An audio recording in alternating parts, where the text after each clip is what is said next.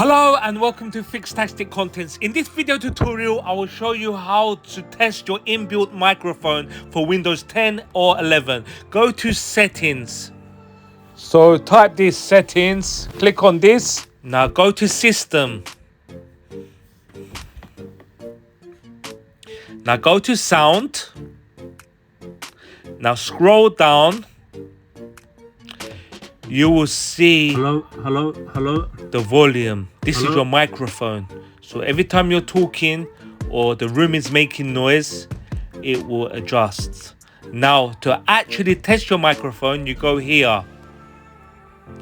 Now I'm testing it by clicking my fingers. Now let's see. I will play it back. Yep, it's making the same sound. That means the inbuilt microphone on my laptop is working. It's all good. Thank you for watching and please like the video.